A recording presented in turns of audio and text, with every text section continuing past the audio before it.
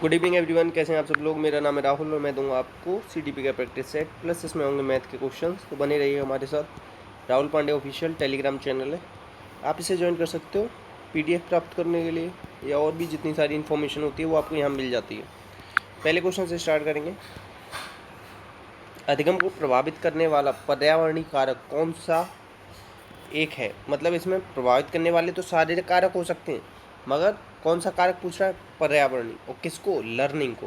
किसकी बात कर रही है, लर्निंग की बात कर रहा है। ठीक है, तो देखो सामाजिक कारक, थकावट, मानसिक स्तर, या इनमें से कोई नहीं। अधिगम को प्रभावित करने वाला पर्यावरणीय कारकों में से एक है। तो देखो मानसिक स्तर तो बच्चे का होता है, थकावट बच्चे के मन में मतलब दिमाग में होती है, तो मगर सामाजिक परिवेश क्या होता है, पर्यावरणीय कारक होता है। तो आंसर हो जाएगा ए। नेक्स्ट, एल बराबर एफ पी इंटू ई। तो इसमें ये ई और पी क्या है, ई होता है एनवायरमेंटल फैक्टर, पी होता है पर्सनल फैक्टर। तो ये वातावरणीय और व्यक्तिगत कारक, आंसर हो जाएगा सी।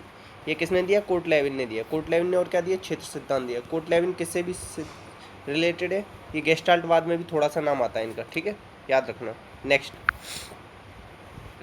वह कारक जो अधिगम को प्रभावित नहीं करता। कौन सा कारक नहीं करता अधिगम को, तो भैया तुम किस महीने में पढ़ रहे हो, जनवरी में पढ़ रहे हो या फरवरी में पढ़ रहे हो, कोई फ़र्क नहीं पड़ता इससे। ठीक है, बाकी सब अगर आप में प्रेरणा है तो अच्छी पढ़ाई होगी। अधिगम की विधि कैसी है, किस विधि से पढ़ाया जा रहा है, विषय वस्तु की प्रकृति कैसी है, ये भी प्रभावित करती है। आंसर होगा सी।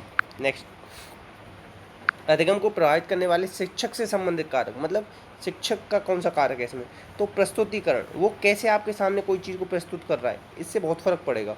तो ये कौन शिक्षक से संबंधित कारक है, आंसर हो जाएगा डी। अगर वो अच्छे से प्रस्तुत करेगा, ट्रिक व्रिक बताएगा, थोड़ा सा हेल्प करेगा, थोड़ा और विधियों को चेंज करेगा, तो जल्दी सीख जाओगे। अधिगम क्रिया प्रभावित होती है, किससे प्रभावित होती है, विद्यालय के भौतिक और मनोवैज्ञानिक दोनों कारणों से होती है। ठीक है, नेक्स्ट, सार्थक अधिगम क्या होता है। सार्थक अधिगम वो होता है निजी अनुभवों से सूचना के ज्ञान की संरचनाओं का सक्रिय निर्माण। देखो सक्रिय दे रखा है ना, तो वैसे भी इसे ही लगा दो उत्तर। ठीक है, आंसर क्या हो, देखो निष्क्रिय दे रखा है तो पहली काट दो। आंसर क्या हो जाएगा इसका, डी। नेक्स्ट है आपका, निम्न में से कौन सा कारक का सीखने पर सबसे कम प्रभाव पड़ता है। तो देखो लिंग भेद का, आप लड़का हो लड़की हो, जेंडर का बहुत ही कम फर्क पड़ता है। ठीक है, बाकी सबका पड़ जाता है। आंसर क्या हो जाएगा इसका, डी। नेक्स्ट, इसमें से कौन सा अधिगम में योगदान देने के लिए मनोवैज्ञानिक कारकों में शामिल नहीं, मतलब मनोवैज्ञानिकों में कौन सा नहीं है। तो विषय वस्तु का स्वरूप, ये मनोवैज्ञानिक नहीं होगा। रुचि, प्रेरणा, अधिगम की इच्छा, ये सब मनोवैज्ञानिक कारण है। आंसर क्या है इसका, डी। नेक्स्ट, कक्षा 1 के पाठ्यक्रम एवं पाठ्यवस्तु से संबंधित गलत विकल्प को बताना है। तो देखो कक्षा 1 में कभी भी आप श्रुतलेख चालू नहीं कराओ। श्रुतलेख होता है सुन के लिखना। क्या आपको लगता है कक्षा 1 का बच्चा सुन के लिख लेगा। आंसर क्या हो जाएगा, सी। नेक्स्ट, थॉर्नडाइक का नियम भाषा शिक्षण के किस सिद्धांत पर काम करता है। तो इनका किस पर करता है, अभ्यास पर करता है। किस पर करता है, अभ्यास पर करता है। थॉर्नडाइक का नियम भाषा शिक्षण के किस सिद्धांत पर कार्य करता है। तो जितना ज़्यादा हम अभ्यास करेंगे ना, उसी पे करेगा। ठीक है, और एक चीज़ और याद रखना, अभ्यास को क्या कहते हैं, उपयोग अनुपयोग का नियम, और अभ्यास को क्या कहते हैं, श्रम का नियम। ठीक है, ये याद रख लेना। आंसर क्या होगा, बी। नेक्स्ट क्वेश्चन है आपका, किस पद्धति या विधि के अनुसार भाषा की शिक्षा प्रातःकाल दी जाती है। देखो कितना अच्छा क्वेश्चन है। तो ये किस में दी जाती है बताओ। तो ये दी जाती है प्रातःकाल में, किस में शिक्षा दी जाती है। ठीक है, तो ये दी जाती है ड्रेकाली विधि में। किस में, ड्रेकाली विधि में। ठीक है, याद रखना। आंसर क्या हो जाएगा इसका, सी। अच्छा एक चीज़ और याद रख लेना, किंडरगार्टन ने क्या दिया था बताओ। किंडरगार्टन ने जो विधि दी थी ना, वो 4 से 8 वर्ष के बच्चों के लिए थी। ठीक है, और ये किसने दी थी किंडरगार्टन, फ्रोबेल ने दी थी। ठीक है, इसमें बच्चे कितने थे, 4 से 8 वर्ष के थे। ठीक, ये याद है। डाल्टन ने क्या दिया था, मिस हेलन पार्कस ने दी थी डाल्टन योजना। ठीक है, और ये जो बेनेट का विधि है ना, ये जैसे मारिया मॉन्टेसरी कहते हैं कि पहले लिखना सिखाओ फिर पढ़ना सिखाओ, ऐसे ही ये भी बेनेट का भी इसी पे आता है। तो आंसर क्या हो जाएगा इसका, सी। याद रखना, आवासीय विद्यालय ड्रेकाली विधि में ही खुले थे।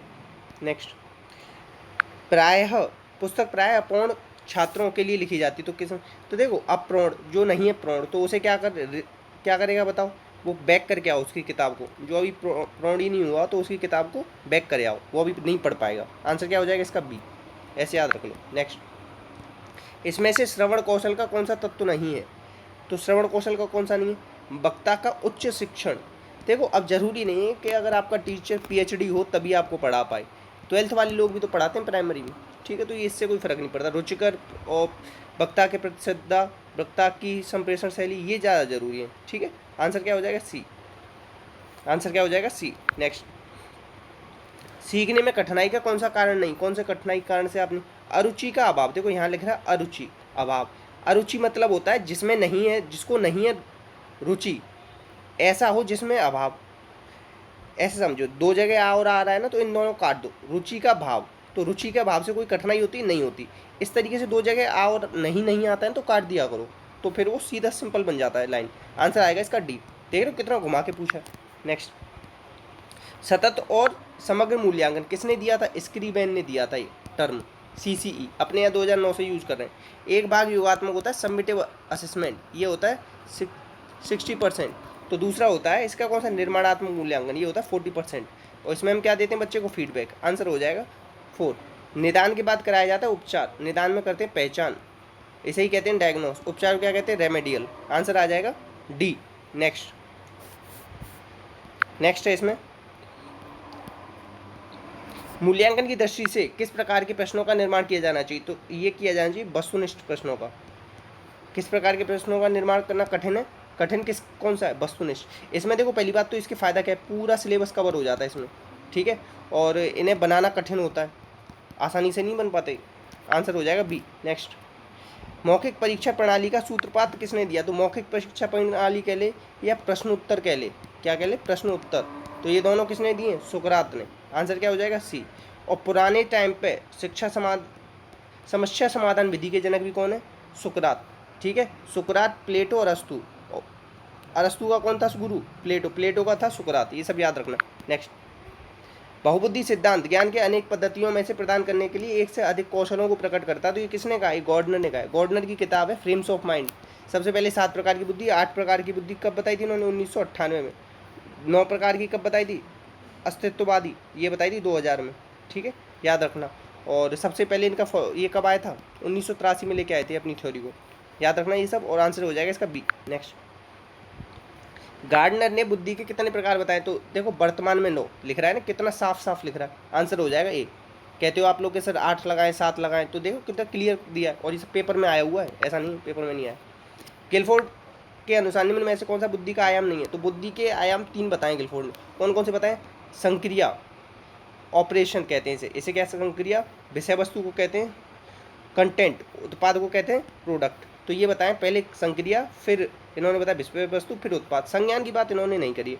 आंसर हो जाएगा डी। और इन्होंने कितने कारक बताए? 120 कारक। और इन्हीं को क्या कहते हैं? 3D मॉडल बुद्धि का, या त्रिआयामी मॉडल, ठीक है, याद रखना। नेक्स्ट, बहुबुद्धि सिद्धांत। बहुबुद्धि सिद्धांत किसने दिया था? गार्डनर ने। अब याद कैसे करोगे आप? बहू आ जाए ना किसी की, तो उसमें बुद्धि आ जाती है। अगर किसी के घर पे बहू आ जाए तो उसकी बुद्धि आ जाती है, गार्डनर, ठीक है, याद रखना। अब एक चीज़ याद हो, अल्फ्रेड बिने फ्रांस के थे, 1905 में इन्होंने बुद्धि का पहला परीक्षण किया था, जिसमें 30 क्वेश्चन रखे थे। 3 से 15 वर्ष के बच्चों के लिए थे, जनरल इंटेलिजेंस मेजर करने के लिए थे, याद रखना, ठीक है। 1908 में रिवाइज हुआ था, 59 क्वेश्चन कर दिए थे इन्होंने, ठीक है।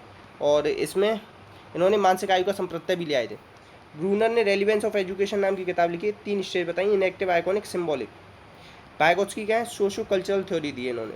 आंसर होगा डी। नेक्स्ट, गार्डनर ने वर्तमान में बुद्धि कितने प्रकार बताए? वर्तमान में पूछा तो वर्तमान में 9 है इनके, ये 2013 में आया है। नेक्स्ट, बुद्धि के त्रिआयामी सिद्धांत के अनुसार बुद्धि में कितने कारक हैं? ऊपर बता रहा था ना 120 कारक है।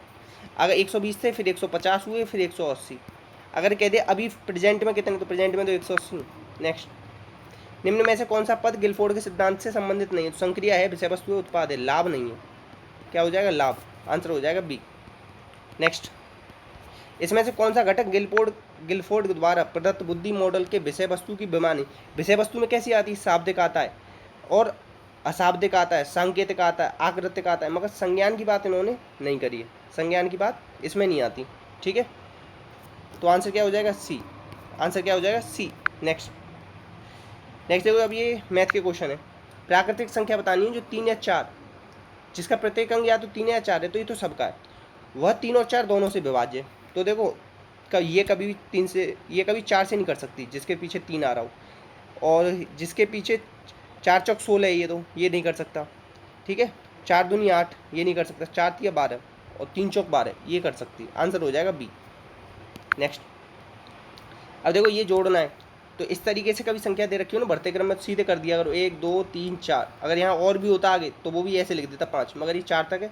आधा और आधा 1, आधा और आधा 1, तो 4 और 2 6, 1 2 3 6 कहाँ दे रखा है, ये रहा। ठीक है, कितनी जल्दी निकाल सकते हो आंसर। नेक्स्ट, इसमें दे रखा है यदि 9 इस कारक का है तो जहाँ x एक अंक है, तो मतलब 9 से ये कटनी चाहिए। 3 1 ये 5 और 3 8 और 1 9, ठीक है। तो 9 से कटनी चाहिए संख्या, तो x की जगह क्या रख दूँ, 9 रख दूँ, तो कट जाएगी। नेक्स्ट, 1 से 40 तक की विषम संख्या का योग बताना है, तो विषम संख्या कितनी होंगी, 20 होंगी 1 से 40 तक में। तो कभी भी योग पूछे ना तो इसका स्क्वायर कर देना, तो आंसर क्या हो जाएगा 400। नेक्स्ट है शेषफल ज्ञात कीजिए। देखो कभी भी 96/97 ऊपर ऐसे फैक्टोरियल लिखा हो, इससे कम संख्या हो एक, और ये क्या हो बताओ, ये हो प्राइम नंबर, तो सीधे 96 ही आंसर आ जाएगा उसका।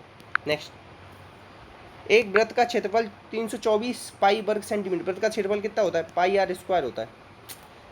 वृत्त का क्षेत्रफल कितना होता है, पाई आर स्क्वायर। कितना दे रखा है 324 पाई, इससे ये काटो, आर स्क्वायर बराबर 324, तो इसका वर्गमूल निकालोगे तो कितना आ जाएगा 18।